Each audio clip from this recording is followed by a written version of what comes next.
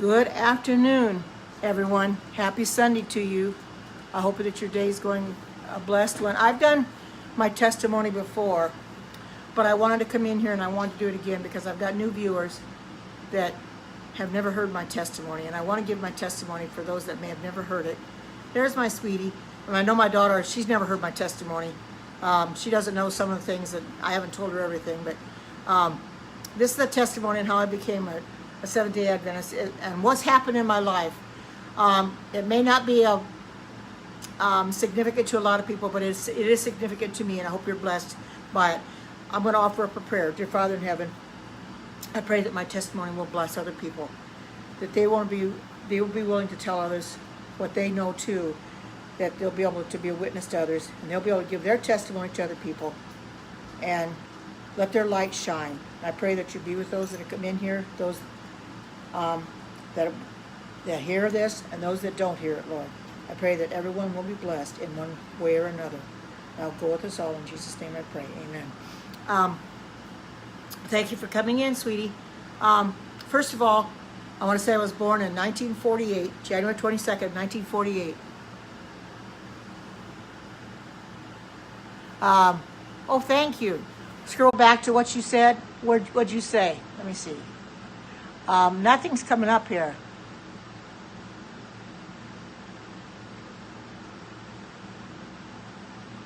Oh my goodness. Oh my goodness. Oh, so sorry to hear that, Luke. I'm glad to hear that you're better. Hi, good to see you. Welcome. Hi, Crystal. Good to see you. I'm doing my testimony because not everybody's heard it, and I want to do my testimony again. Oh, I'm doing great. The reason I'm not doing a cooking scope today either is, amen. Hi, Arlene. I'm not doing a cooking scope today because it's a little warm in the kitchen right now. And what I wanted to do today, I can't do today because you had to have bananas in the freezer. I want to do another chocolate ice cream one. This is a double chocolate. I'd have to freeze up bananas, so I had to do that today. I'm going to treat you tomorrow with 2 periscopes. I'm going to treat you to one through a breakfast scope and to one in the afternoon with the ice cream scope. So be looking forward to that because I found a nice breakfast scope in the Instapot that I want to do it'll be in the quick cooker, but it's an Instapot recipe that I want to do tomorrow. So be waiting for that. Anyway, I want to let everybody know that I was born January 22nd, 1948, to Lillian and Carol Shyman. I don't know how long they were married before I came along. You know, that's neither here nor there, but I was born in 1948, and I didn't get to know my mom very long. My brother came along in 50. I believe he was born my brother was born in 1950. He has since passed away, but he was born in September of 1950. I didn't get to know my mother very long because my mother was very, very sick during when I was very young. I was 3 years old when she died, and so I did not know her very well. So if you all got mothers out there, say that you love your mothers, and my daughter does to me as well. She says she loves me, and we talk all the time. Be there for your mother. Help your mother whenever you can, because you never know when your mother's going to be gone. I was 3 years old, and I lost my mother. So I never did get to know her very well. I only remember bits and pieces about her. She had dark hair. She looked like she was a very beautiful woman. She just didn't live very long because of her cancer. She got stomach cancer. By the time they found it, had gone through her whole system. And I believe she was 29 when she passed away. My father was 31 when she died. So he was without a wife for very many years because he passed away in 54. But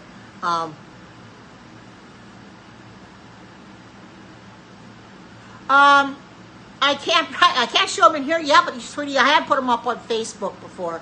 I do have they're in my photo album. I can't get them out right now, and I should have gotten them out. But anyway,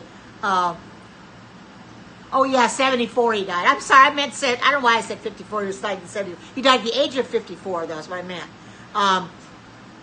Anyway, I didn't know my mother very long because she passed away at the age of 3 when I was 3. She was 29. My father, I believe, was 31. My brother was just a baby.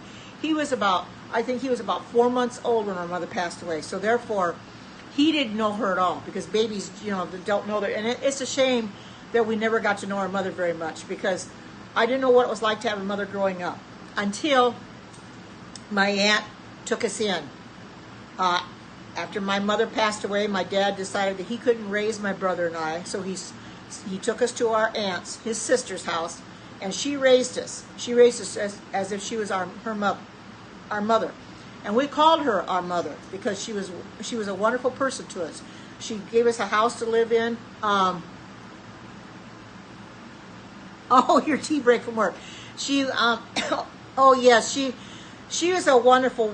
Now both my aunt and uncle are passed away now. The one that took us in, but she gave my brother and I a home. She saw to it we got to school. She fed us. She treated us like royalty, pretty much. But anyway, I don't know how long I was there, how long I was living with her before my aunt. And I never mentioned this before.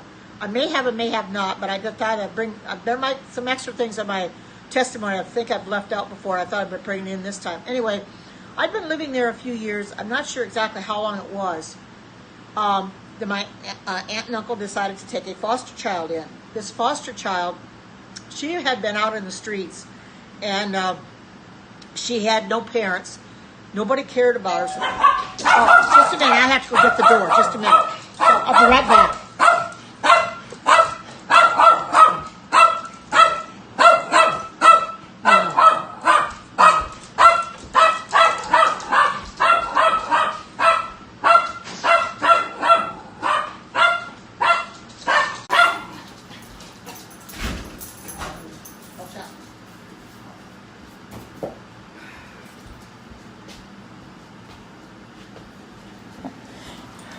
Oh, sorry about that. I had some Amazon stuff delivered to me today.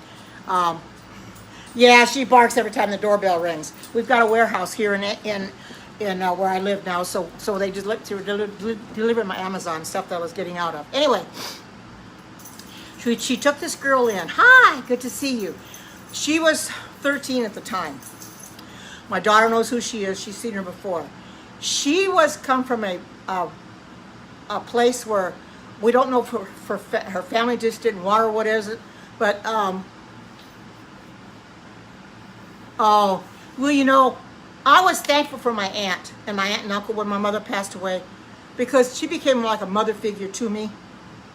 Because I don't know where I would have been if she hadn't taken us in. Because my dad couldn't raise my brother and I. He was working all the time. He wanted us to have a stable home. So he thought by putting her in putting us in her home would be a stable home that we would get all that we would ever need. And we did. We never wanted for anything because she provided for us. She was a wonderful lady. But anyway, she took this girl in. Her name was Lillian.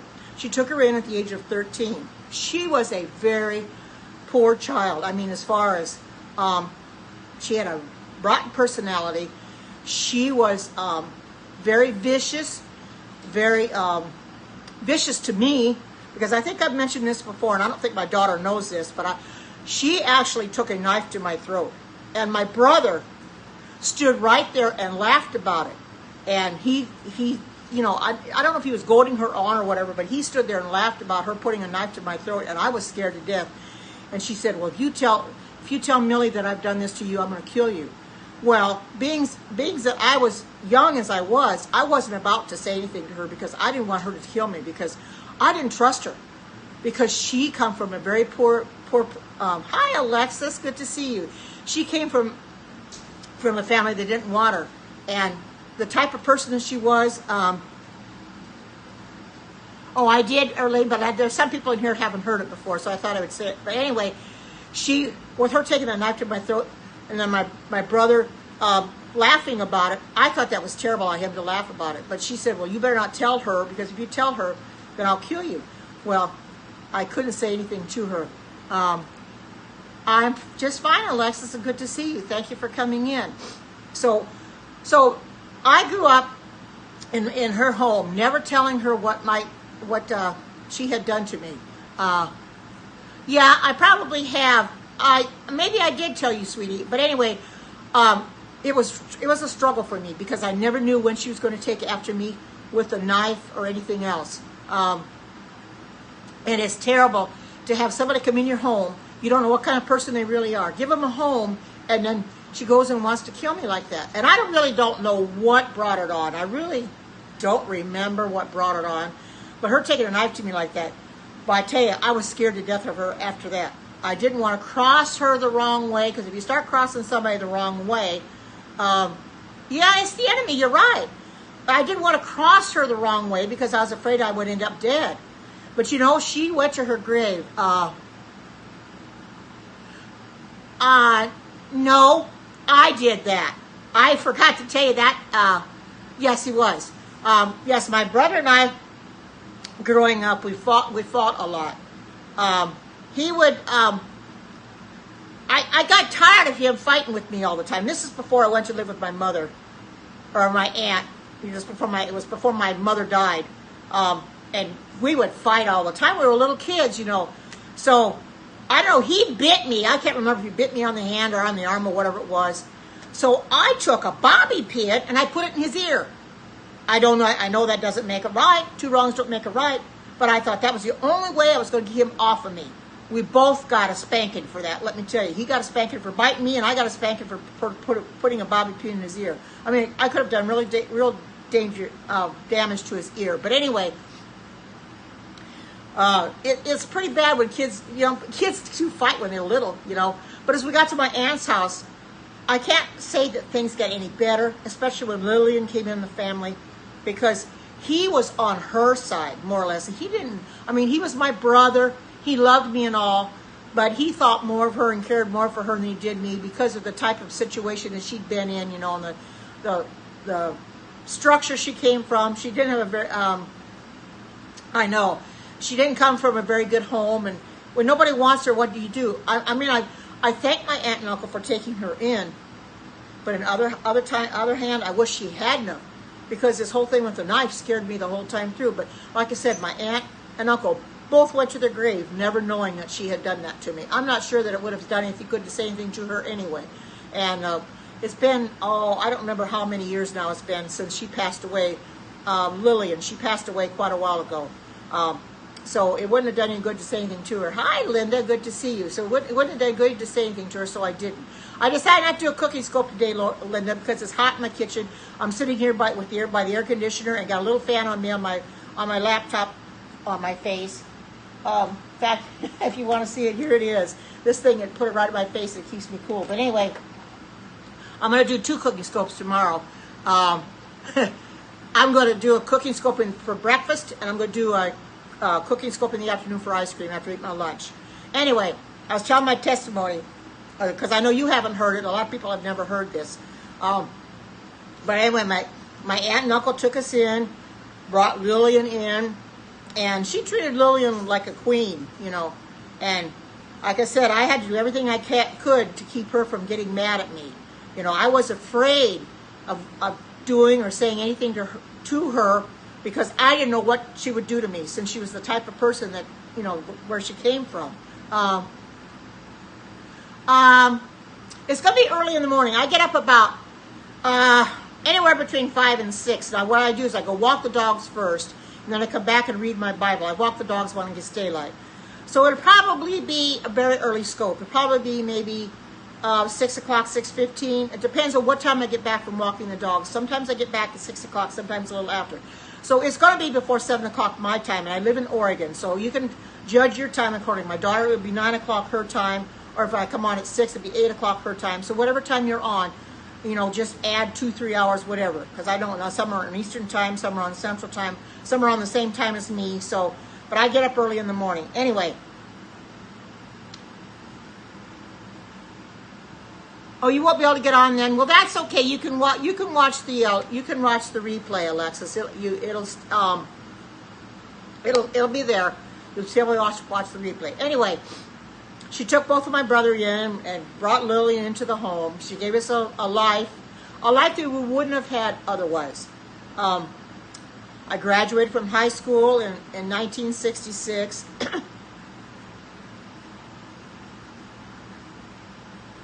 Oh yeah, probably 5 hours. Yeah, yeah. Um, she took us both in and gave us a good home. Oh, you're having, oh my goodness. Oh, bone scan. Well, you can watch the replay. You can watch the replay early, and I'll be praying for you, okay? And like I said, I'm thankful my aunt and uncle were there, because I don't know what would have happened to me if she hadn't taken my brother and I in. Well, like I said, I graduated from high school in 1966. And in June of 1966. After I graduated from high school, then, no, I didn't call my daughter Alexis. Alexis was talking at the time, I think, because she had mentioned that she couldn't come on tomorrow. And Erlene couldn't either, so, but if my daughter can't come on, that's fine too. Oh, it was you, sweetie? You won't be on? Well, you know, sweetie, you can, that was my daughter's Laura. You can watch the replay. Anyway, if you can't, I understand. Anyway, after I graduated from high school in 1966, yeah, I know you'll be at Tammy's. You might be able to watch in between, you know. And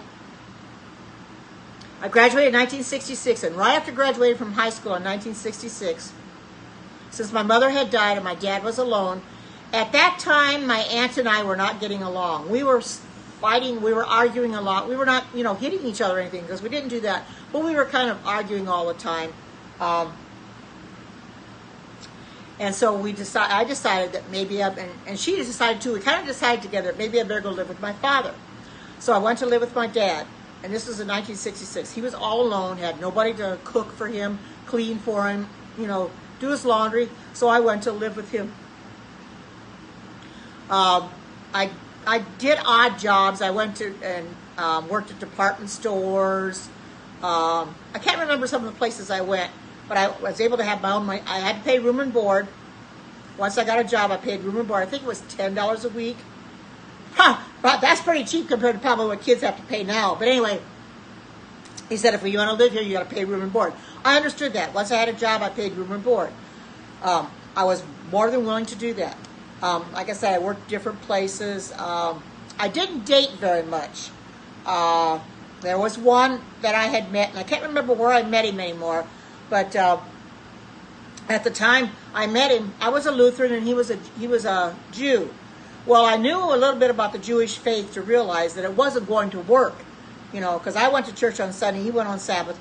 Of course, that we all know that Sunday's not the Sabbath, and I didn't realize that then. But anyway, I just told him, well, it's not going to work because you're a Jew and I'm a, you know, Lutheran, and you know, we just can't do it. Yeah, we're close, is right. But anyway, so I decided to call it off. Well, I belong to a single adults, a Lutheran single adults, and that's where I met my daughter's father. My daughter's in here right now, Laura 0475. I met her father, and we started going together. We hadn't been going together very long. Now, I don't understand this either, why it wasn't very long, but we'd only been going together about 4 months, and he decided he wanted to marry me. He asked me to marry him, and I accepted. Maybe I shouldn't have, I don't know, but I accepted his marriage proposal, and we got married on April 4th of 1970. In 1972, and January 4th of 72, my son was born. He didn't really want children for a while, but it ended up happening that, you know, when you do the nasty, if you want to call it that, or you do the deed, you're going to get children out of it. I wanted children because I was lonely without children. So when he came along, I was blessed to have a son. And then a few years later, my daughter came along in 1975, but I'll get into that in a little while. Anyway, he came along in 1972. We got along just fine, pretty much, you know. By the time my son was, I think he was 3 years old, my husband's parents, at that time, his parents had a summer home, or a winter home, excuse me, in Fort Myers, Florida. So we went to Fort Myers, Florida one winter to spend, I think, about a month or so with them. And at that time, there were meetings going on in the Adventist church, and you know, I didn't know anything about Seventh-day Adventists, and neither did they. You know, and it was my father-in-law saw it in the paper, and he says, "Hey, you want to go to these meetings? We'll take you." He took my then husband, and me there. You know, and of course I went with the idea, well, I'm not going to, you know, do anything. You know, I am what I am, and I'm going to stay that way. Well, everybody knows what happened, and when I heard the truth, I had to accept it. Anyway, that's when everything started with his parents, because his parents kind of turned their back on me because they felt that I'm the one that turned him into a Seventh-day Adventist. They said, well, he wouldn't have been a Seventh-day Adventist if it wouldn't have been for you. But he chose to get baptized the same day I did. We got baptized together, and I didn't twist his arm. I didn't take him by the arm or pull him up there. I just asked him if he wanted to be baptized. He said yes. So it really wasn't anything that I had done. It was his choice, and his choice alone, that he chose to get baptized. But even before that,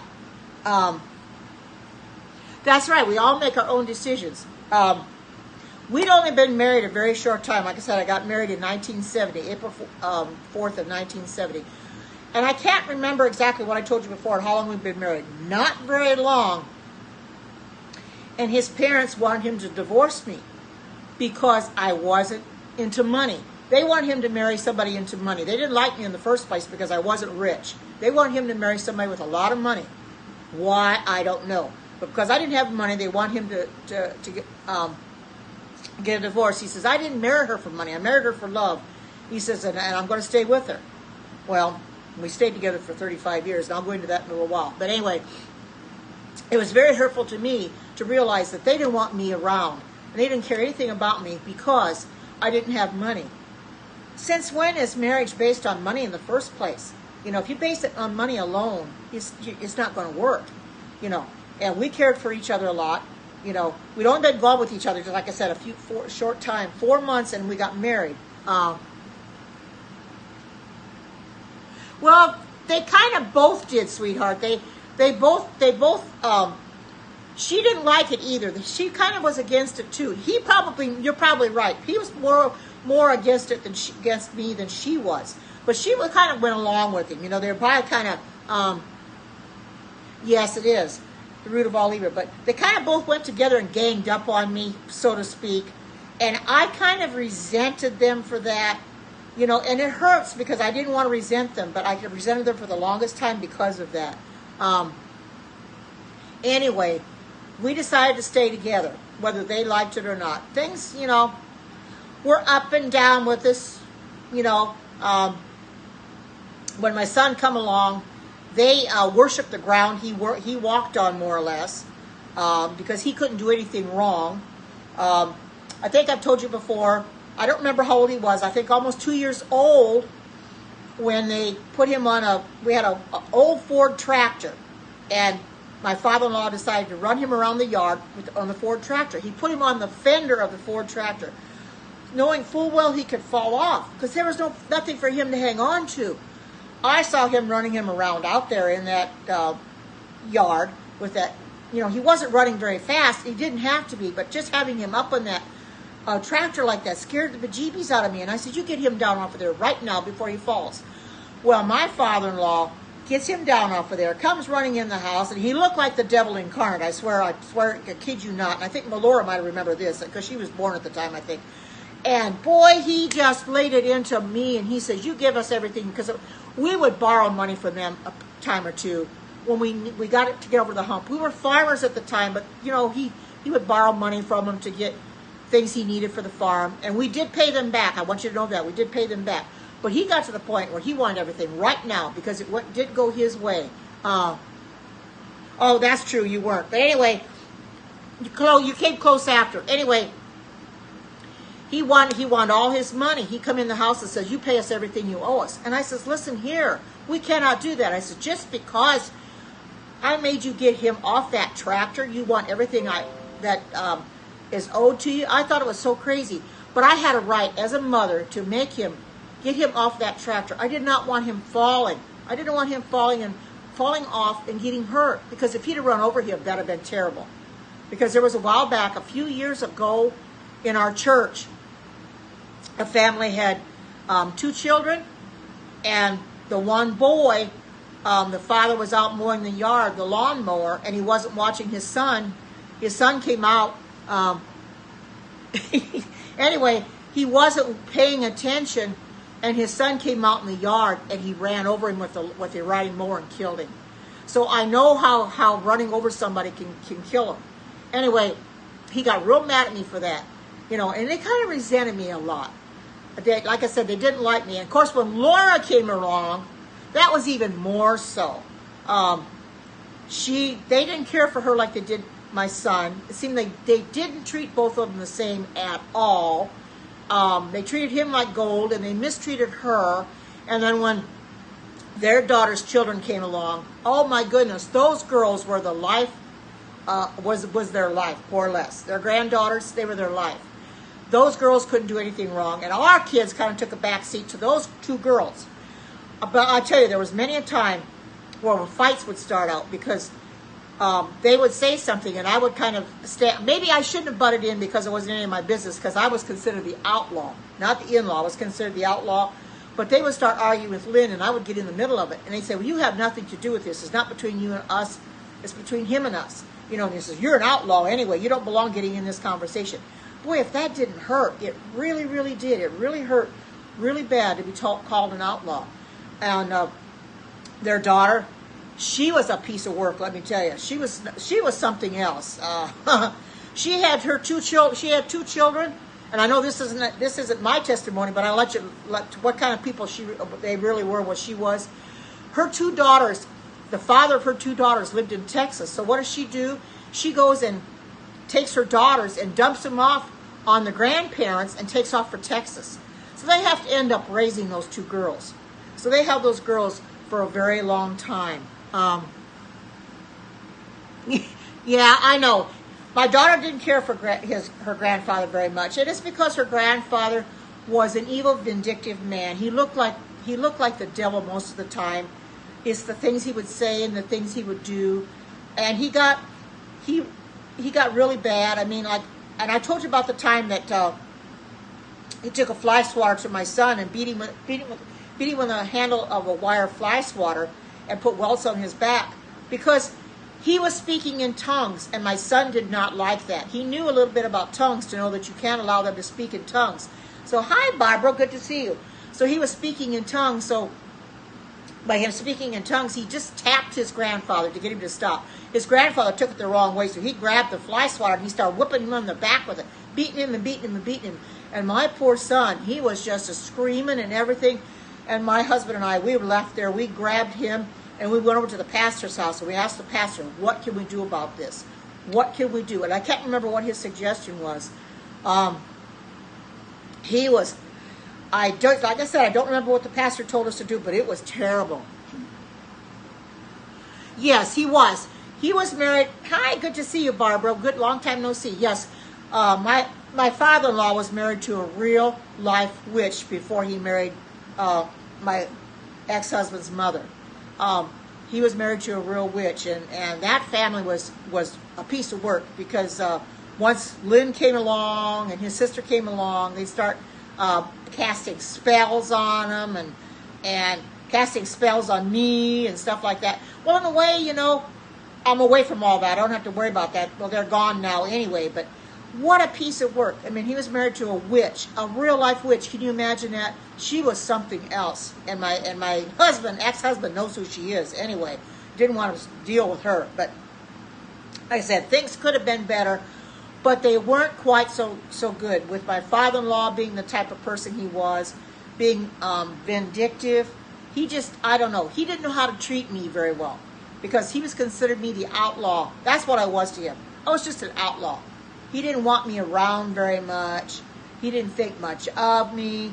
The whole time we were married, he didn't think much of me. We were sitting at the supper table once, and I can't remember if the kids were there or not. But anyway, we were sitting at the supper table, and my father-in-law said something. I can't remember what it was. And it was just like the Lord was talking through me. And I can't remember what I said anymore either. I think it had to do with, it was Jim Baker. One of those anyway. And whatever I said really flipped him out, man. And I thought he was going to take after me then. He did not like it. I mean, his face got all... if you know what Kenneth Copeland looks like, I said my father-in-law looked a lot like Kenneth Copeland in the face. I mean, he just was mean. His eyes were beady, and he looked awful. And I didn't want to deal with him at all. There were many times where he would take after me. He did once. We had gone to Indiana to visit, and at that time my daughter had a boyfriend, and so she stayed back. And she stayed back home, and we went to Indiana to go visit. And he got real mad. We were talking one night, and I don't know what it was we were saying. He had gone to sleep, and we started talking. And I don't know, he evidently must not have been asleep or something. And we were talking. He came out, and he started. He come out like the devil incarnate, and he goes whack, just like that. He kicked me in the ankle so hard I thought he was going to break my ankle. And my son Stephen saw it. Of course, my husband saw it at the time. And they both laid it into him. My mother-in-law, she didn't see it. So she was in the kitchen doing something. She didn't see it. And he took after, and my son, he took after his grandfather, and he says, "Don't you ever kick my mom again, you know." And he let him have it. And I was in tears because it hurt so bad. You know, he could have broken my ankle. And he had no business coming up and kicking me. It's something he said that we were saying bad about him, and he gave me a swift kick. You know, I resented him for that. Why does a man have to do stuff like that? You know, have to be real abusive? But he did. He kicked me in the ankle, and it was really terrible. I've got weak ankles as it is, and to kick me in the ankle, and he has steel-toed shoes on nonetheless. Those steel-toed shoes, those things hurt. And kicked me in the ankle with the steel-toed shoes. Boy, I'll tell you, my son and my husband at the time were...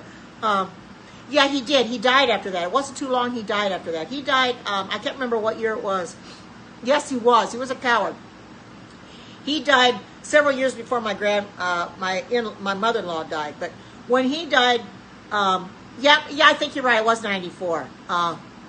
Yes, he was. He was a very mean man. He was. I'm not sure. It could have been May or June. I'm not sure when he passed away, sweetie. Oh. Yes, exactly. We do. We do know exactly what resurrection he'll be in. But he was very mean and vindictive, and she wasn't quite so much. She was a pretty mellow, but she started going downhill pretty much after that, because my sister-in-law, her daughter, she would get mad at her, and she'd pick fights with her. She'd get into a fight with her, and she would pull my mother-in-law's hair, and she'd pull a whole clump of hair out of her head by the root. Well, my mother-in-law started getting headaches, and she had to start taking Tylenol. And I think that Tylenol really did her in, because she had to take it every day of the rest of her life. And she finally got to the point where she ended up going into a nursing home, and she was very bad. When we went to the nursing home to see her, yes, she did. She tried to kill her for inheritance. Yes, I did have a tough life. I really did. But she did. My sister-in-law tried to kill her parents for the inheritance, because they had cut her out of their will, because they weren't going to give her anything. And she didn't like it. So she was after her for the inheritance. So she tried to kill her several times. But the devil wouldn't allow that to happen. No, she didn't get crap. She sure didn't. But anyway, she was a terrible, vindictive person. But anyway, I think it was in 2001. This is after September 11th. And everybody knows about September 11th. I don't have to bring that up. But anyway, I was scared to fly after that. This was in October, and one of her brothers had called my husband and said, "Well, you better come here and see your mother, because she's not going to live very much longer," because she was very bad. She was in the nursing home. So we decided, well, we'll take a flight to Indiana, and we'll go see her, and we'll go see some of the church members back. Oh, thank you for the Super Arts. We'll go to Indiana, and then we'll go see some of our church members back there in Indiana that we were real good friends with. My daughter knows Louis and Francis. We saw them, spent some time with them. But anyway, we went there to see her, And I think she started getting Alzheimer's because we went there at the time that she was supposed to be eating, and they brought her food out to her. And my husband was sitting on one side of the table, and his mother was sitting across from him, and I was sitting in between the two of them. She took one look at my then husband, and she said, "Who are you?" And he said, "Well, I'm your son." And I could just see the tears come down his face. That hurt him so bad to realize his mother didn't know who he was. And it really upset me, really, and she didn't know me either. But, we knew that the Alzheimer's was kicking in, and that's the thing, she just, she didn't know. But he kept talking to her, and then finally it started coming back to who we were. But we spent a little time with her that day. We talked about the two nieces, my nieces Angie and Krista, which were their granddaughters. We talked about them and asked if they'd come up to see her and things like that. And I can't remember what else she said. But anyway, I'm kind of glad we went to see her because she passed away a week later. And my son was married by this time. He'd already been married. And they had one child. They had Matthew, who was born in 1999. And my daughter-in-law was pregnant with Ashley, my granddaughter. She's the only granddaughter I have out of 6 grandkids. Anyway, she was pregnant with her in 2001 when her mother passed away. So my son lost his grandmother, and he lost his mother-in-law within 24 hours. If you don't think that was rough on him, it was very, very rough on him. It was rough on my husband at the time, too, because, he loved his mother, and he missed her. He knew he would never get to see her again, at least not in this lifetime anyway. And it was real rough on my son. He really did a lot of crying because here he lost his grandmother and his mother-in-law in a 24-hour period. And I feel for my daughter-in-law because she's been without her mother, and she thinks about her mom so much, that, she was a lovely person. I met her mother. She was, part of the wedding, and we got real good acquainted with them and everything, and I felt sorry for my son, and I felt sorry for both of them. But, life goes on. Anyway, after that, we moved several times.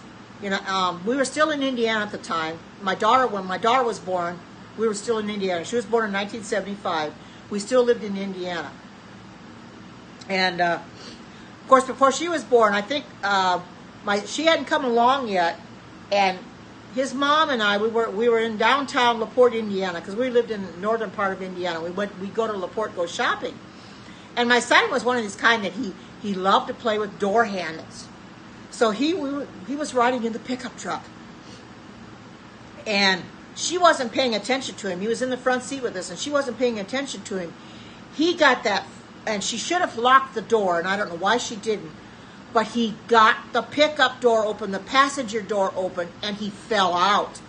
And I tell you, my reaction was so quick that I stopped the truck immediately, right in the middle of the street. I did not want to run over him. She got out to go get him. I was scared to death. I says, "Oh my God, is he okay? Is he okay?" Because as a mother, you're very, very sensitive about your children, and you don't want anything happening to him. And when he fell out like that, I was scared to death. I didn't know what I was going to do. But he was okay, thank goodness. But I'll get back to when we went to Fort Myers, Florida, when we got baptized. His parents, after we became baptized, basically his father, both his mother and father were kind of against us, like I said, because we got baptized. They blamed me for it. But anyway, my father-in-law says, "Wow, you fell hook, line, and sinker for this now, didn't you?" I said, "You bet I did, because it's the truth."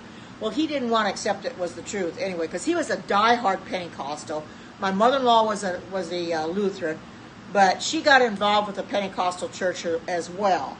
So, needless to say, they both had given to Benny Hinn.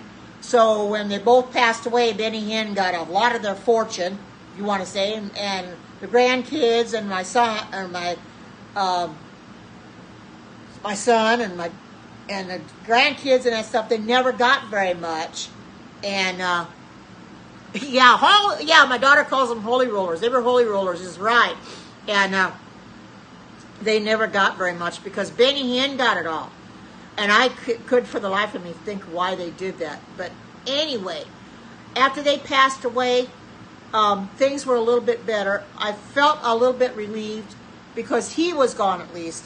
I mean, I cared for both of them, but more her than him because I was scared to death of him. I was afraid to go over there all the time when we went to visit, afraid that I would say and do the wrong thing. Yeah, you're right. I was afraid to say and do the wrong thing. So I was very careful that I didn't say and do the wrong thing because I did not want him to scorn me anymore. But we were sitting at the table one time at their house, at the kitchen table, and he touched me, and it was like a bolt of electricity went through me. Now, I knew that was not from the Holy Spirit. And I sat there, and I said, "What are you doing? You don't touch me like that ever again," because I knew what it was. It was the devil. It was the devil working, you know. And my father-in-law was one of these kind that he kept predicting when Jesus was going to come back. He kept saying, "Oh, he's coming back in such and such a day, such and such a year." Well, every time he would predict that, that year would come and go, and I'd say, "Well, where's Jesus? He didn't come back now, did he?" "Oh, he's still coming. He's coming maybe this year." He would do that for so long. He reminded me of Harold Campion. If anybody knows about Harold Campion, he was with he was with the Church of God. He did the same thing. They would sell everything and say, "Well, Jesus is coming at a certain day," and he never did. You're right, sweetie. He was nuts. He was really, really nuts. But when that electricity went through me, I was a Christian enough to know what that really was, and I wasn't going to stand for it. So I told him not to touch me like that again. You know, he had that electricity going through him, and he was like the devil incarnate. It really was. It just it sent shivers up my spine. You know, really was horrid. Anyway, back about I think it was 88. 88. We were living here in Oregon. We had a farm out in the country, a Filbert farm, and my ex-husband and I decided to go and look for. We decided to go to Hawaii. I think it was. We went to. He wanted to find a place to live in Hawaii. We liked Hawaii. We'd never been there before up to this point, but we decided to go to Hawaii. Oh, yes, I sure did. Thank you, sweetie, for reminding me. Okay. In 1977. Oh, yes. My daughter's reminding me. Okay, in 1977, August 27th of 1977 is when my little baby Ellen was born. She was born, and she died the same day. She was stillborn. I was very, very upset. I cried because, you know, I carried her for 9 months. And nobody expects to carry a child for 9 months, and then all of a sudden, that child dies. And I know why she died, because the doctor did not take the baby when she was ready to be born. I was sitting down, I was getting ready, they were getting ready to call me to go into to deliver. And the doctor wasn't there yet. They needed to prep me and everything, you know. And I felt like pushing, and the nurse kept saying, "I don't want you to push." And I thought, well, that's easy for you to say. You're not sitting here ready to push like I am. I wanted to push so bad because I had that pressure built up, and I knew I needed to push. They would not let me push. Well, to make a long story short, I got in there, he got me prepped and everything, and by the time I went to have her, she had died, suffocated in the birth canal. And that was a devastating blow to me, to lose that girl who I had planned on, you know, had carried her for 9 months, and all of a sudden she was gone, you know, and to have the funeral for her like we did, and my father-in-law laughed. He laughed at the funeral. He thought it was hilarious that she was gone. That's how mean and vengeful he was. What year was that? 1977. She was born August 27th of 1977. And my father-in-law, like I said, he laughed. He laughed when she died because we had given her the name of Ellen Marie Watterson. She has the same initials as Ellen White, except the middle initial. Ellen White's middle initial was G. We gave her the middle initial of M. And I think because she had the name of Ellen and pretty much the same initials except for the middle one, Satan did not like this. So Satan worked on the doctor, and he worked on my father-in-law to do what they did. Because the doctor let her die, and my father-in-law laughed because he thought it was hilarious that she was gone. And talk about cry. I cried. I could not believe that I had a father-in-law that felt that way about that little baby. That baby, it was not her fault. You know, it was terrible. And at the same at her funeral, I think this was August 31st, I believe we had her funeral. And my sister-in-law was in labor at the time with her oldest child, Angela, who's now she's married, got kids of her own. But anyway, she was in labor with her, and she was in labor with her something like yes, he was. She was in labor with her something like 36 hours. And you know what was really sad? I felt really bad because here I lost my baby daughter, and she was allowed to have her child, and she didn't even think that much of that child. I mean, take her, and after her sister was born, and take them and drop them off at the grandparents like that. I wish I could have had her. I could have raised her, because I would have done a lot better job than her. I wouldn't have dropped them off somewhere. But you know, I felt really bad. And I said, well, why, Lord? Why do I lose my child and she's allowed to keep hers? I couldn't understand that. Why she was allowed to keep hers and I lost mine, you know. But I had to chalk it up because I knew such is life. You know, I couldn't change the things that happened. I couldn't change what it was. I had to accept the thing that happened. You know, I lost my baby, and she's still buried in Indiana, in a cemetery in Indiana. I miss her very much. I was not able to hold her. I know someday I'm going to hold her again, but to lose her like that, and to have my father-in-law at the funeral laugh like he did, you know, like it was a big joke that she was gone, you know. He was a mean, vengeful person, you know. And I hate to say this. I know it's going to sound wrong. It's going to sound crass of me. But when he died, I was happy about that. Maybe I shouldn't have been, but I was, because I knew that he was evil was gone. I didn't need any more of that evil in my life. He was very evil. You know, he was the devil incarnate. And I figured that was one person gone that in my life that I didn't need to have there anymore. You know, when my mother-in-law called us, well, it's okay. It's okay, sweetie. You were treated like an outcast, like I was. So it's okay that you didn't care. But after he beat your brother like he did with that fly swatter, my son to this day, he still, you know, even though his grandfather's dead, he resented him his whole life. He's resented him his whole life for what he did to him. He'd never forgiven him. That's hard to do, you know. You're supposed to forgive a person, but how can you forgive a person when they do that to you? I guess you have to go on anyway, you know. But he never did forgive him for what he did. But I was a very sorry or a very sad person that day of my daughter's funeral, to lose her like that, because at that time I had one son and two daughters, and I thought it was a happy family, because we were waiting 9 months for her, you know. And my husband at the time did not know she had passed away until he got to the hospital, you know, and he was called to the hospital. And when he found out she passed away, I had never seen a man cry like he did. He could not believe it really happened, that he had lost a child. It was terrible. If you've never lost a child at childbirth, you don't know where I'm coming from. But if you have, you can sympathize with me, because you know exactly what I'm going with, what I've dealt with. And every year, on August 27th, when that anniversary rolls around of her death, I lose it. I really lose it, because I remember the day that she was born, and I cry that day. It is very tough.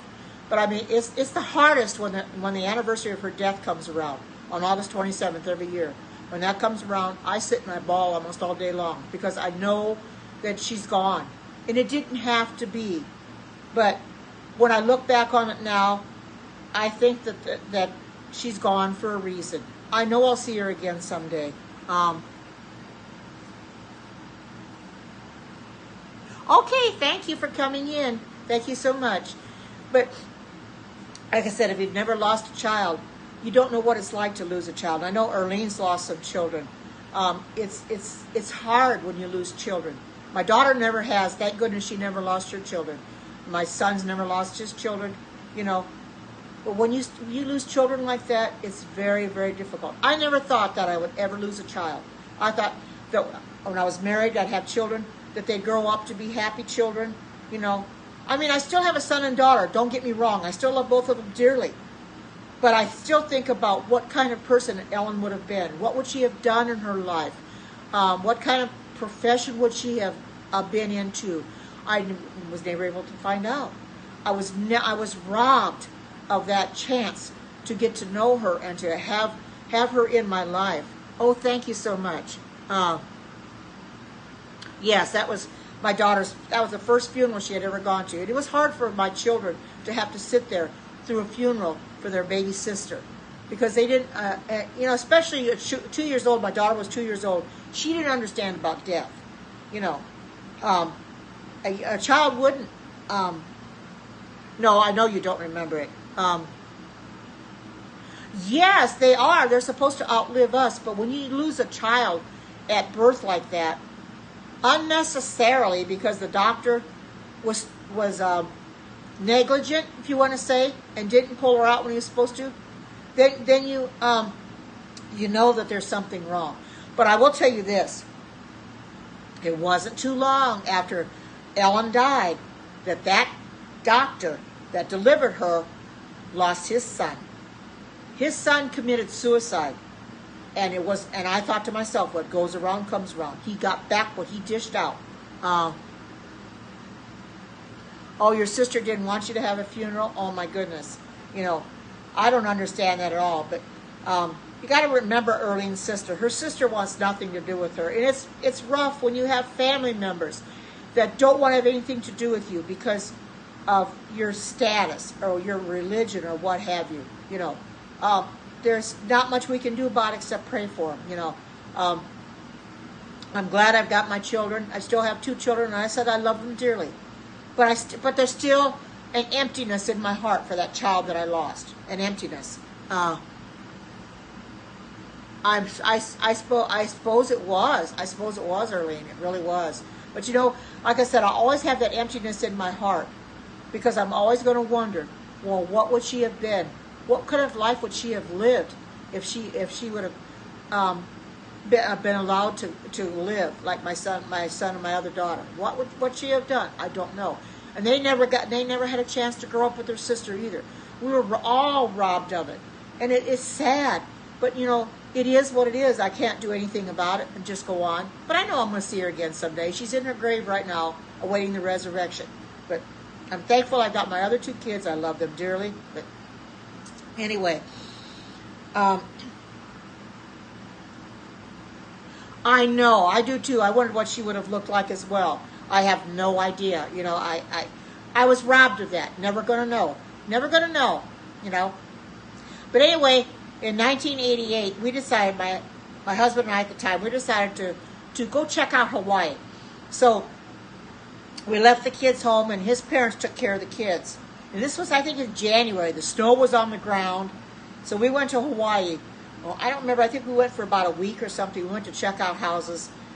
We did find one, and they didn't know anything about it until we moved. I think it was in, oh gosh, I can't remember when we did move. Oh, you took care of yourselves? Oh my goodness. I think maybe I've got my years. Maybe it was. I'm not sure. It was 87 or 88. We went to Hawaii. But anyway. But I think they did check on you guys, though. They took care. They checked on you to make sure everything was okay, you know. But we did buy a house. We went there to buy a house. We went over to the island of Kauai, which is the Garden Isle, to look for houses over there. We couldn't find anything over there, so we got it in Honolulu, where we found a house. Anyway, we finally did move there. I don't remember the year we were there. We moved there, but we finally moved there. We were there for about a year and a half. Then we left to come back to the mainland. It's really expensive. That's right. It was 87. I got my years all wrong. My daughter wasn't in here. I'd get them all wrong. It was 87. That's right. We moved to Hawaii in 87. Lived there until about 88, I think it was. So it was early in 87 that we went to Hawaii to look for a house, and we moved later in the year. And so we moved in 87 to Hawaii. It was a beautiful place we were at, but there was a lot of discrimination there. Oh, in June, that's probably right. I couldn't even remember the month. You're better at remembering the month than I am. Anyway, I'm glad you're here, sweetie, so you can help me with this. But anyway, we bought the house, but there's a lot of discrimination in Hawaii. If you've never been to Hawaii before, white people are considered haoles. That's what they called us over there. The Hawaiian people don't like us very well. We were not very far from a beach called Sandy Beach, I believe it was. My son and daughter would go over there to go swimming, and Hawaiians would come there to swim, and they would make them get out. They said, "You don't belong here. Go back to the mainland." It was very hard to be there. Very hard. We lived there a little bit longer. We probably should have, because the discrimination was absolutely horrible. My husband at the time, he got a job at a hotel called Ala Moana Hotel, and I got a job at a department store called Liberty House. We would take the bus in every day because we lived out in an area called Hawaii Kai, which is about an hour's bus ride from Waikiki. So we decided to take the bus every morning to go into Honolulu. Actually, where he worked and where I worked was in Waikiki.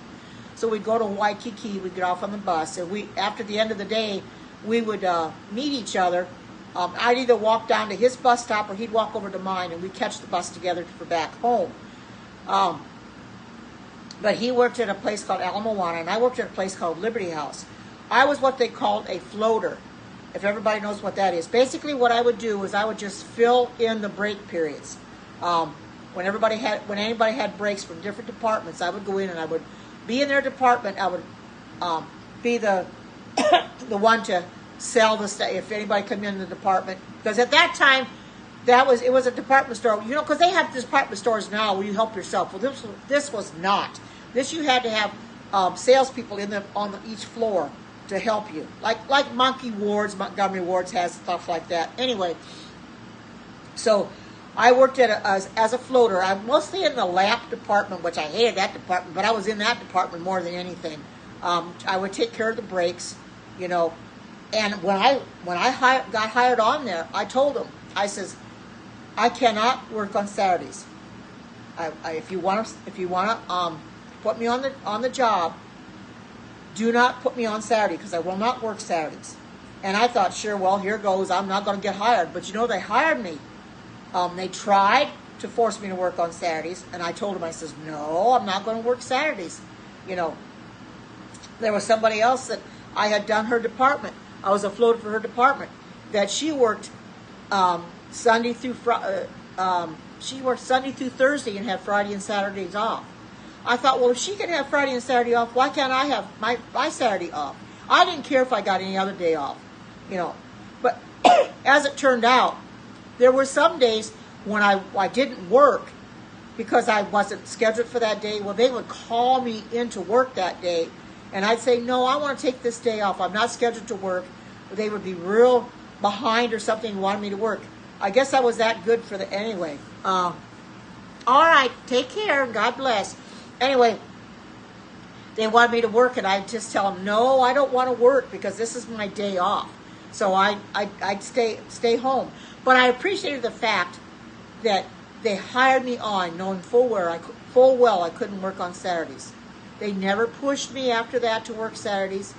They always gave me Sunday through Friday, and I told them I had to be done. Love you too, and I had to be done working by Friday night, sunset. I had to be done working by sunset on Friday. You know, that was a witness right there to let them know that I could not work on Sabbath. You know, and I told them that, told them as much, and so they never tried to force me after that to work. I worked there until we come back to the mainland, because it was just so hard to make a go of it there. Came back to the mainland. Was here in the area I'm at now, and then we decided to move. He and I, the kids stayed here in Oregon.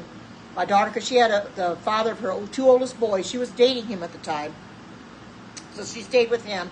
And then my son had a girlfriend that lived in Los Angeles. He ended up not marrying her, but anyway, he had her. So they stayed back. So we moved ourselves. We moved to Vancouver, Washington. And we didn't have a house at first, so we stayed in a studio apartment. We were not there very long, but that was a real small apartment. You know, we had the living room and kitchen pretty much together, you know, just had a bathroom and stuff.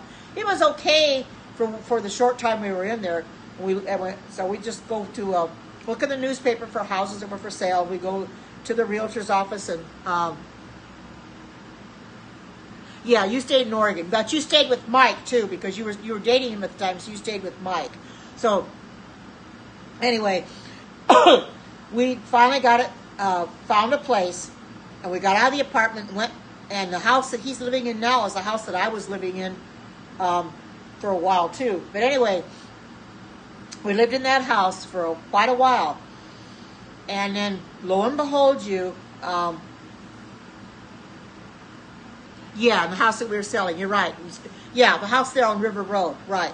And I won't tell you where that's at, but on River Road.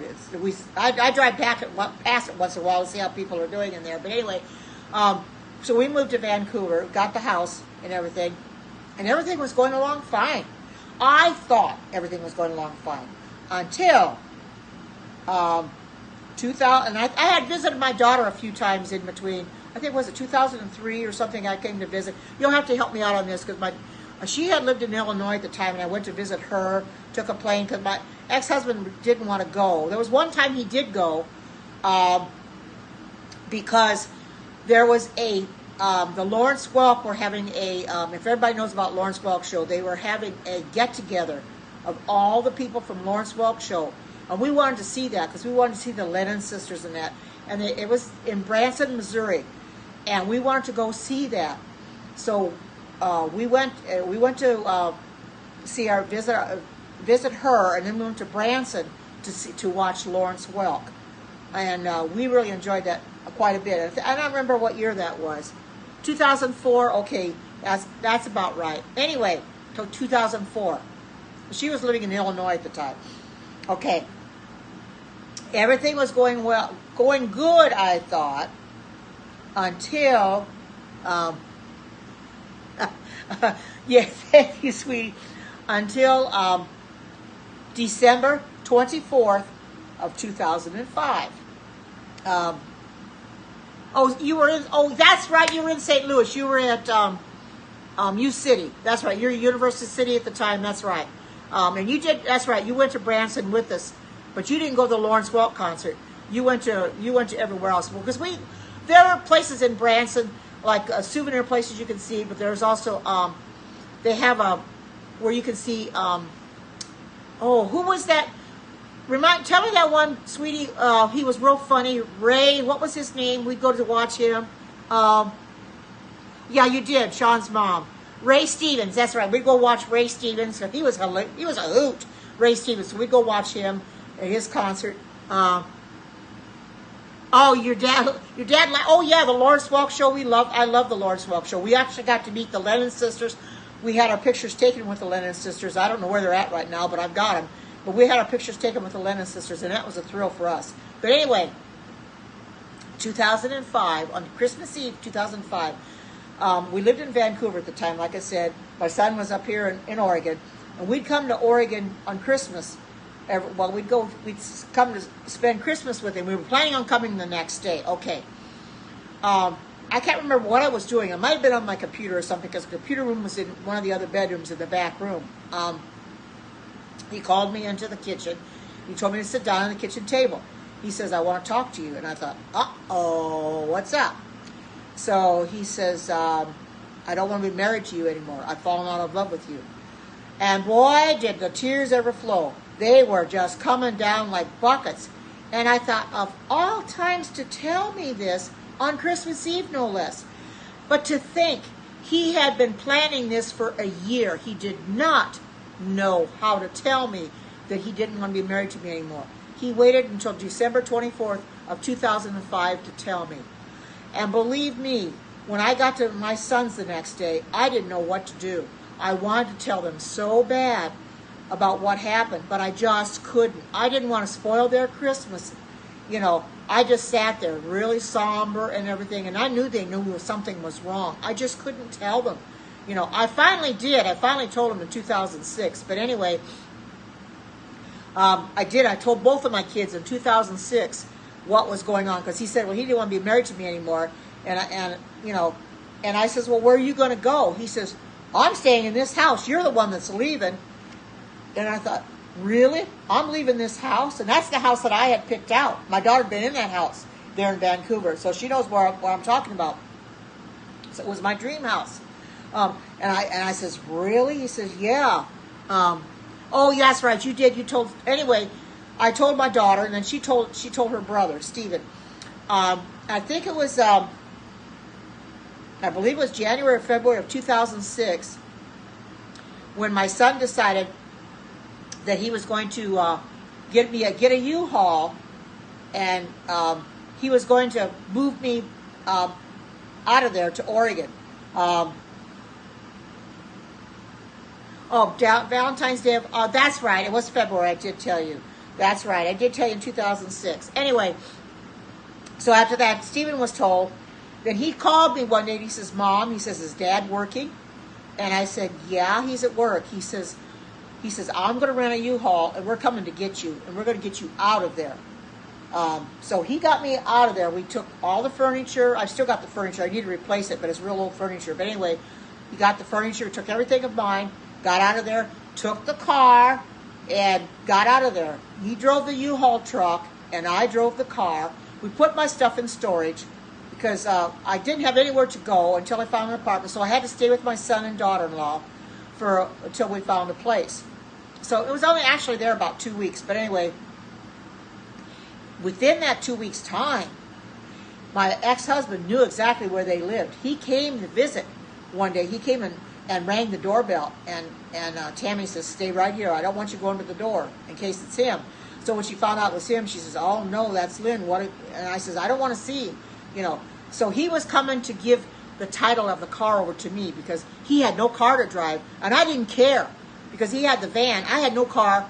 If I hadn't taken the car, I wouldn't have had the car to drive. So I just said, well, I'm just going to take it and go with it because they had both of our names on it anyway. So I took the car. So he had the title and gave me the title because I had to have the title changed and everything, just putting my name, take him off of it. But he came there to give me the title. So in 2 weeks' time, then I was in my apartment. And I was in my apartment something like 10 months. But anyway, December of 2006, and get this now, our divorce would have been final in January. It was to be final in January. He comes along in December. He says, well, can I come see you? You know, he called me on the phone. He asked if he could come see me. And in the meantime, he had written me a bunch of letters. And I still have the letters somewhere, and I read them every once in a while. He wrote me a bunch of letters saying he wanted to get back together with me and all this and that. And I'm thinking, really? You know, so he come in December, and he says, is it too late for us? You know, I was so hurt because this was only a short time. It wasn't even a year that he had done this to me. That I said, yes, it's too late for us. Our divorce is going to be final in January. And he was very distraught because I wouldn't take him back. He wanted me to take him back. But I don't see anything happening. I wouldn't see anything being different than it was before. So I says, no, I don't think so. So in January, when our divorce became final, we had to go to Vancouver, Washington, because that's where his attorney was and my attorney was, because I had gotten a Seventh-day Adventist attorney because my son and daughter-in-law helped me pick out the attorney. They knew they knew of a Seventh-day Adventist attorney, so we had gone to see him. So they helped us pick him out, and we went to visit. We went, hi, good to see you, Valerie, and we went to see him before the divorce was final because I had to get some things ironed out and everything. So in January, because I had to pay the retainer and what have you and stuff like that. So in January, when the divorce was final, and I think there was something about the 8th or something of January, I'm not sure, it seems like to me January 8th to 10th, something like that. Anyway, he says, Mom, I do not want you going to Vancouver alone. So He came to my house, left his vehicle. He drove my car, the Pontiac. He says, we're going to drive to I'll take you to Vancouver, and I want to be there for you when the divorce is final. He says, I don't want you seeing him or talking to him without me there. So believe me, that was the worst day of my life, because he wouldn't look at me, I wouldn't look at him.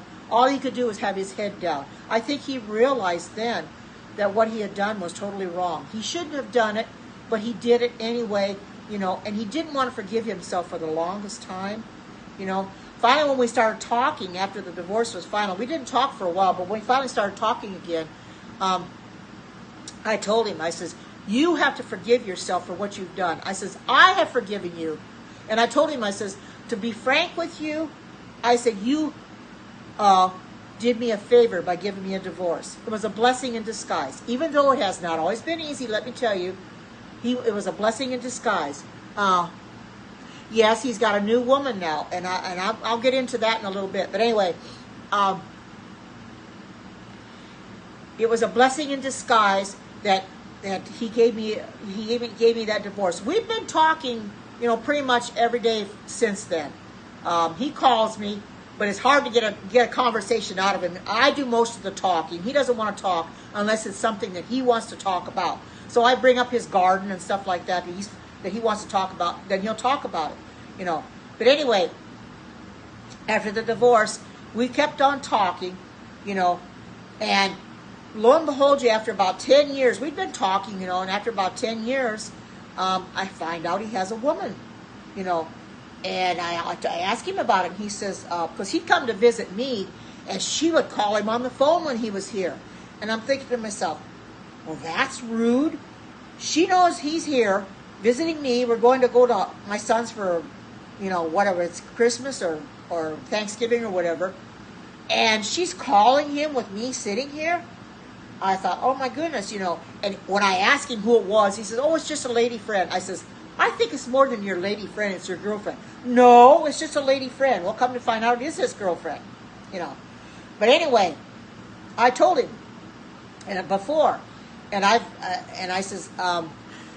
told him before, and I've told my son this, and my son knows, when my son preaches, his dad would usually want to come to hear him preach.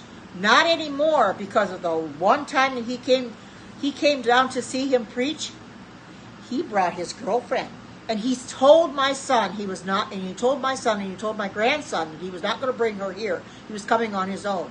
Come to find out, he brought her with him.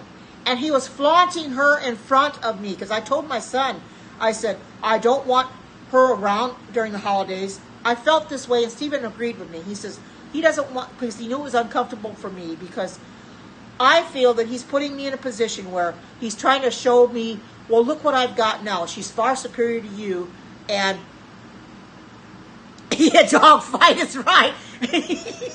Anyway, that I says I don't want him bringing her around me, because it's like he's flaunting her in front of me, and she's better than I am, and I didn't want to feel that way, because I feel that I'm just as good as she is, Anyway,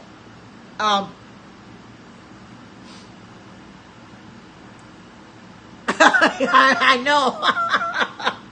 Well, anyway, I talked to him, but that's about it. But he doesn't come to my house now. We don't go to holidays together now. We go separately. Now, last Thanksgiving, he didn't come to Thanksgiving because of her. He stayed and kept Thanksgiving with her, because Stephen told him, he said, if you want to come down for Thanksgiving, you cannot bring her. He did come on Christmas. We did go on Christmas, though. He came for Christmas. We went to Christmas together. He didn't bring her. But, so that was a good thing. But I told him I don't want him flaunting her in front of me. Well, when he came that one Sabbath, when my son was preaching, and I saw her, I about went crazy. And when when Matthew and that told me, I says, well, did you know his girlfriend is here? I says, oh no. And he promised he was not going to bring her here. And she tried talking to me, and I wouldn't have anything to do with her. Anyway, I wouldn't look at him at church. I wouldn't talk to him. I knew where he was sitting in church because my son told me. He says, "Be careful where he's sitting in church. I'll tell you where he's sitting, so you don't have anything to do with him." No, when I first greeted her, I did not know it was her. I did not know it was her, and and when I found out that it was her, I thought, "Oh my goodness!" And you know something? Maybe the way I acted afterwards was not right, but I was hurt because he came and brought her around me when he wasn't supposed to. He said, "No, I'm not going to bring her and upset you," but he brought her anyway. So you know what I did? I wrote when he called me the day after my son preached. I went off on him. I know it wasn't right, and I don't justify what I've done at all. It was a sin what I did. I don't justify anybody doing it, and I ask the Lord to forgive me for it. But I went off on him, and I said things to him that were very hurtful, because one thing I told him is, "She's no prize. How could you pick her over me?" And I think that really hurt him, and that's the way I felt, because she was no prize. But maybe in my own mind, I should have kept my mouth shut and not said anything. And I realized after that I said the wrong things. You know, he wouldn't talk to me for the longest time. He would not call me or anything, and I'm thinking, okay, that's fine. So I decided, well, how am I going to apologize to him if he's not going to call me? So I decided to write a letter. I wrote him a letter. I wrote it on my cell phone and printed it out. Good thing for cell phones, huh? I says, I want to sit on my computer. I'll just do it on my cell phone and print it out from my cell phone. So I did. I wrote about a real long, lengthy letter, and I sent it out. He called me after he got the letter, and he says he thanked me for the letter. And I says, well, I wanted to apologize, because I realized that some of the things I said were not true. You know, I shouldn't have said what I said. You know, maybe in my own mind I felt that, but I shouldn't have said it to him. We've been talking since then, but he hasn't come back to our church to watch my son preach, because he knows he can't bring her. And I think she wants to ingratiate herself into our family structure. And I told him, I says, why do you want to bring her into our family like this? She is not part of the family. Because my son told him, he says, listen, he says, the holidays are for family and family only. If you're going to bring her, you can't come down, because you're your family, but she's not. My son told me, he says, she's nice and all, but he is not happy him being with her. And he's told me so, and he's told his dad so. We know what's going on, and I'll not bring that up, but you can kind of read between the lines what's going on. He's committing fornication, and that's all I'm going to say about it. He already knows what he's doing is wrong. And when I went off on him that Sunday, and I told him, I says that what he was doing is wrong. I says, you know you're committing fornication. I says, and you're not going to make it to heaven if you don't stop. I says, you're not supposed to be doing that. You're not supposed to have a girlfriend. You're not supposed to get married. He's not married to her as far as I know. Of course, he can say anything and you know, try to get me to believe it. I don't believe half of the stuff he tells me anymore. But anyway, he's still with her as far as I know. But the thing of it is, when he calls me now, I'll be talking. I'll talk about my periscopes, or I'll talk about my cooking scopes. He doesn't want to hear it. He cuts me off in mid-sentence and says, oh, goodbye. Talk to you tomorrow, or have a good day. And like my daughter and I, we were talking the other day. She said, well, maybe Mom, she says, well, Mom, maybe she's coming into the room. I says, I don't know. But he cuts my son off, too, in mid-sentence. My son will be talking to him, and all of a sudden he'll cut him off, and he'll tell him goodbye. He's not interested in hearing it anymore. So I got to be real careful what I talk about. But I'm happy, because I can come on Periscope and talk to you guys, or cook for you guys. And that gives me pleasure, and I want him to know about it. But he doesn't care. He doesn't want to hear about it, you know. So if I talk about his garden, he'll talk about that all day long, you know. Or how things are going with him, he'll talk about that. But I cannot talk about things that are going with me, because he don't want to hear it. He doesn't care what, he tells me to take care of myself, but yet when I talk about myself and things that are happening in my life, he doesn't care to hear it. Isn't that crazy? It's really crazy. But you know, he has done me a favor. It hasn't always been easy. I've been by myself now. It's 12 years. We got divorced in 2007. Yeah, I know. But I've been divorced now 12 years, and I have never once. And I told him when I talked to him on the phone before I wrote him that thank you letter, or that apology letter. I told him, I says, I would never have done to you what you've done to me. I would never have brought anybody in front of you and flaunted them in front of you, and more or less like, look at me. I would have not. I says, I have more respect for you than that. But I says, you apparently don't have any respect for me. But he's the type of person that anything that you say that he knows is the truth, he clams up because he doesn't have anything to say. He has no comeback to it because he knew that I was right. But he never apologized at all. You know, he never apologized to me for what he had. Well, yeah, I think he did. He did apologize for bringing her around. I told him, I says, you cannot do that again because I told him, I says, you promised me and you promised your son that you were not going to bring her to church. The next thing I know, you're bringing her to church. I says, you did not keep your promise. And that affair was very, very hurtful. And I was crying and everything else. And my son has told me since then, he says, Mom, he says, I don't like what you're being put through. He says, I don't like this at all. He says, I'm sorry that you have to go through this. He doesn't understand it either, you know, but it is what it is.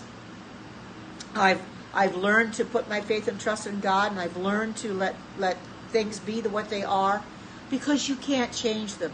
You know, we can't change anything that's happened. We just have to go on, you know, and just not worry about it. Like with my in-laws, I can't change what happened. They're gone now. You can't undo that. I can't undo the fact that my daughter died. You know, we just have to go on and live our lives to the best of our ability and not worry about the past. Go on and worry and plan for the future. That's all we can do at this point. That's why I wanted to come in here and let you know that I have gone through an awful lot. I mean, it seems like minute to some people. They may have gone through a lot more than I have. But I dealt with a lot in my lifetime, you know. From a child on up, you know, with the girl that my aunt took in, to my in-laws getting married. Now, I'm not saying that I married the wrong guy. I will not say that, because we did have a good life up until he asked me for a divorce. We had a real good life, pretty much. I'm not saying that, but it's just the fact that his parents were not a reflection of him. I mean, they were totally different than him, you know. He loved his parents, but he didn't love what they did. And that's the same thing. I didn't love what they did either. I didn't like the way they treated me. I didn't like the way they treated the kids, because those were my kids. And I wasn't going to have my kids treated like that. Have a fly swatter, you know, swatted across my son's behind or whatever, or, you know, talk bad about my daughter, you know, or laugh at my other daughter's funeral because they didn't want her around.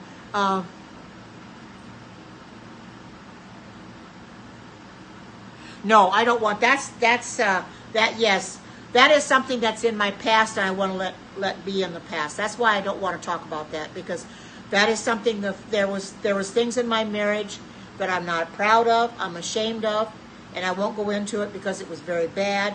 I will not tell anybody about that, because that's between me and him.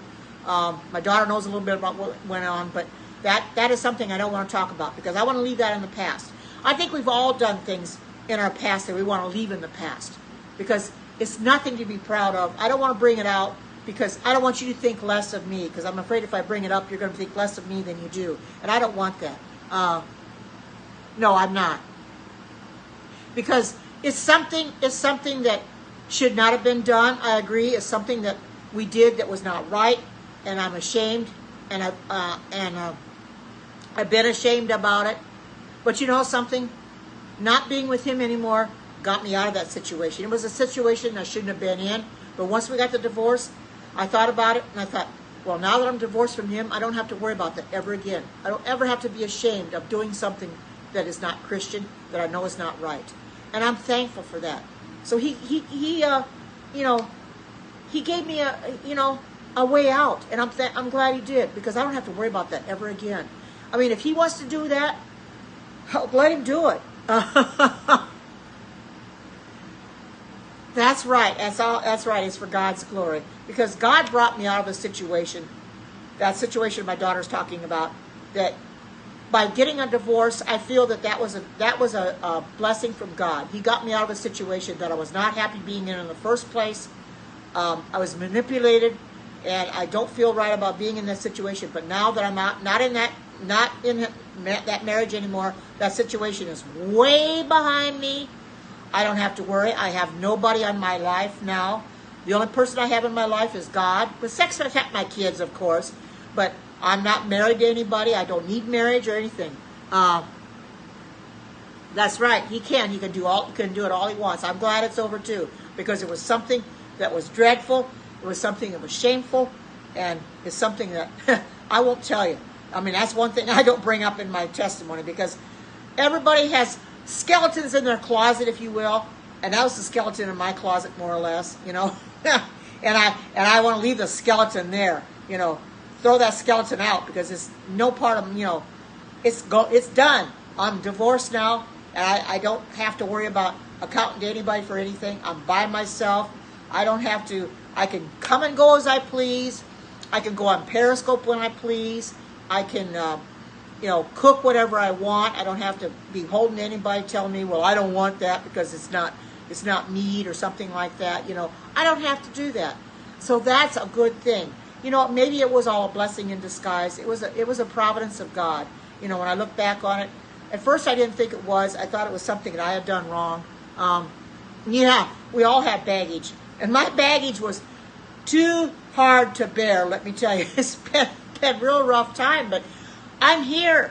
You know, I'm here, and I'm happy. I mean, my son and daughter-in-law can tell I'm a lot happier than I used to be, because I can talk about things now. I can talk about my divorce and not cry about it, because it's been so long now, you know, and I can talk about him and not cry about him, because, you know, he's the furthest thing from my mind. You know, I don't have any feelings for him whatsoever, none. Those feelings are gone, kaput. I never want to have those feelings back again. I did for the longest time, but I don't have them anymore. Yes, it is. It certainly is. Oh, see, there you go. There you go, Linda. I'm not the only one, you know, that has skeleton, you know. That was my first marriage and my only marriage. You know, I don't have anybody, any guy friend right now. I don't need it. I don't think that God wants me to have any right now, and I'm not shooting to get anybody. I'm not dating or anything. Yes, he was mentally abusive. I'm not looking to to find anybody to date. I mean, if it happens, it'll be because God has chosen it for me, not because I've chosen it for myself. I'm happy the way things are, because I'm independent. I'm on my own. I can come and go as I please. I can do what I want. I don't have to ask him for permission for anything, because when we were married, I had to ask him permission for a lot of things. You know, it was terrible. And I don't have to do that now. I don't have to ask anybody's permission. I can do what I want. I can spend my money on what I want within reason, of course. I don't have to ask anybody's permission. Well, can I do this? Can I do that? I don't have to worry about it. So it was a blessing in disguise, and I'm so thankful. Yeah, I know. I wonder too. The thing that my daughter's talking about that was very, very bad it's a painful thing to talk about. If I would talk about it, it's too painful. I wonder why I went that route, why I let him talk me into it. When I look back now, I should never have left him talk me into it. Oh, my marriage, Eddie.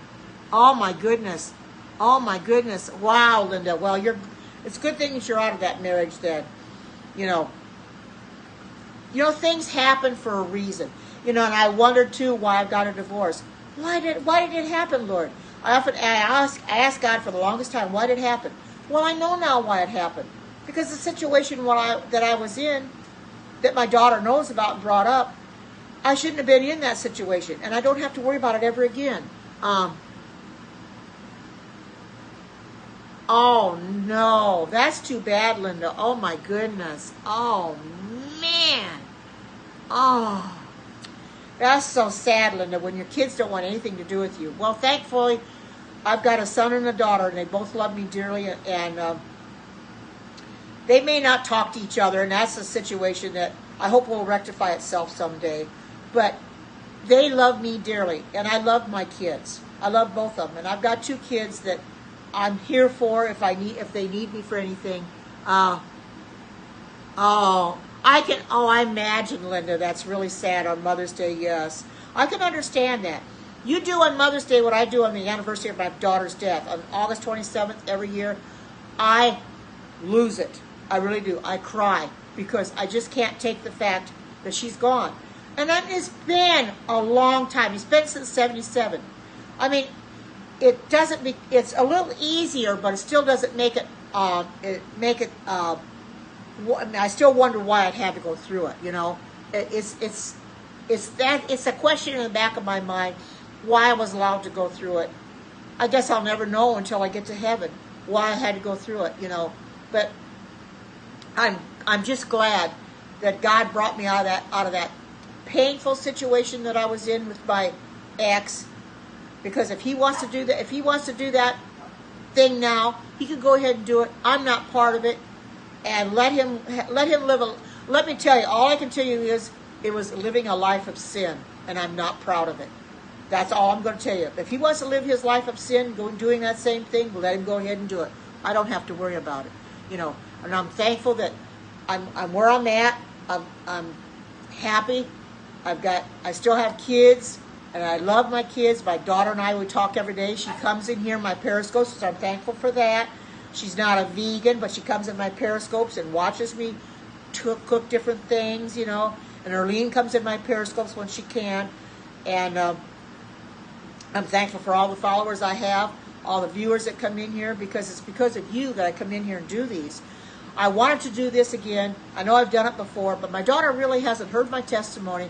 And I'm glad she was here today because she brought some things out that I had forgotten about that I could put into my testimony. Maybe not in the order I should have, but they're there nonetheless. But I want to do this because I needed to do it. I'm hoping that it will bless somebody. That if you have a testimony to give, don't be afraid to give it. Because you might bless somebody along the way. Because everybody's testimony can be a blessing to somebody, no matter who that person might be or wherever that person might be. You know, if I've blessed somebody today, I'm thankful for that. I'm glad that I blessed somebody. Yes, it is. It is a healing. It is a healing to talk about this. I've had a chance to heal just by talking about it. It's brought things back to my memory.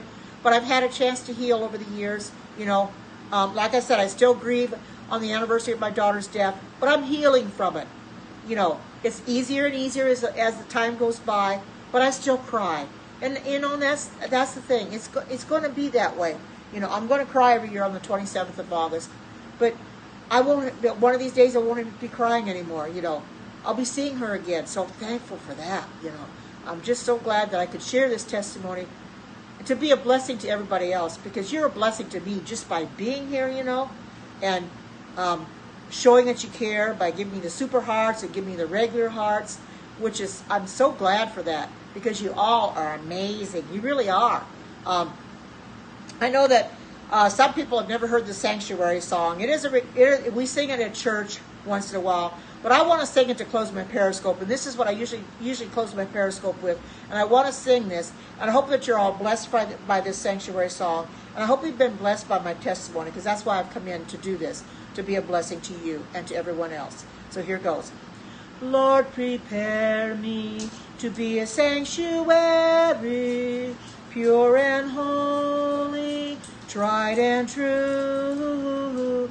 With thanksgiving, I'll be a living sanctuary for you.